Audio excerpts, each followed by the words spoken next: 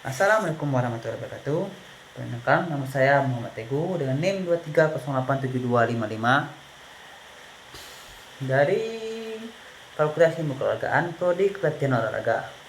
Baiklah, sekarang saya akan membahas apa itu pemimpin dan kepemimpinan dan ditambah dengan beberapa teori tentang apa itu kepemimpinan. Baiklah, mari kita mulai. Yang pertama, apakah kalian kenal dengan ini atau lebih mudah deh lebih mudah deh, ini mereka adalah orang-orang yang kita sebut sebagai pemimpin. Apa itu pemimpin? Pemimpin adalah mereka yang mempunyai kemampuan atau jiwa kepemimpinan. Jiwa kepemimpinan merupakan aspek yang penting yang harus dimiliki seorang pemimpin. Oleh karena itu, merupakan salah satu modal yang akan membuat seorang pemimpin yang hebat. Lalu apa tuh si kepemimpinan? Kepemimpinan merupakan suatu seni kesanggupan atau teknik untuk membuat sekelompok orang antusias atau bersemangat untuk mengikuti pemimpin tersebut, bahkan berkorban untuknya. Tentu kita sudah mendengar betapa hebatnya Pak Soekarno dalam memimpin Indonesia sampai mencapai kemerdekaan. Ia dikatakan saking hebatnya Pak Soekarno, setiap dia berpidato, masyarakat akan selalu berbondong dan menyimak dengan seksama apa yang akan disampaikan oleh Pak Soekarno. Dan pidatonya mampu membakar semangat pejuang masyarakat sehingga tercapailah kemerdekaan pada saat ini.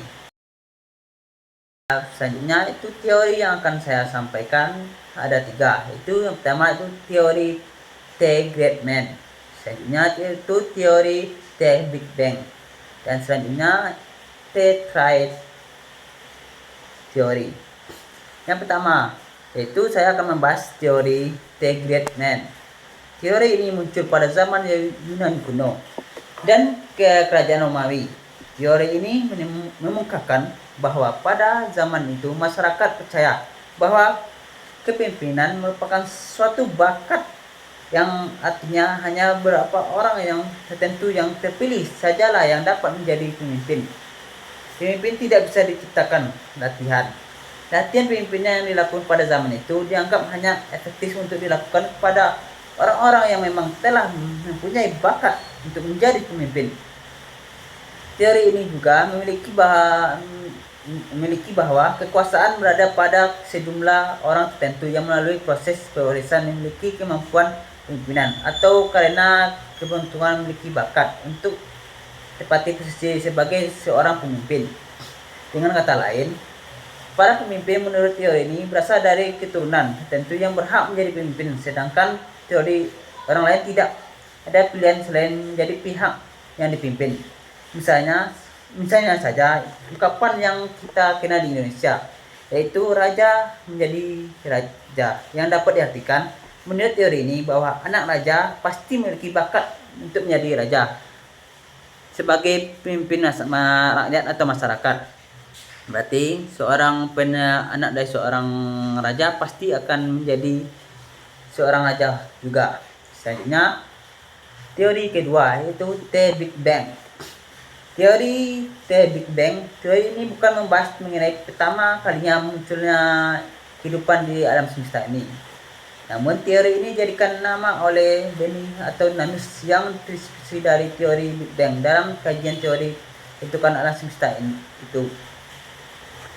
Dalam kajian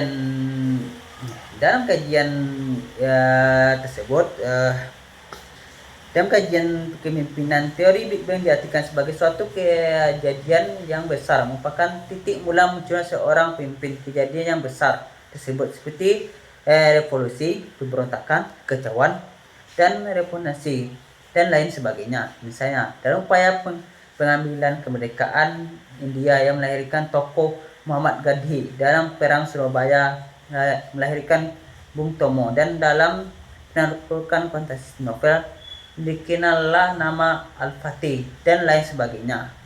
Teori ketiga yaitu teori Triad Teori ini merupakan teori yang mendukung mengenai seorang pemimpin itu adalah bawaan atau bakat, bukan dari pencapaian.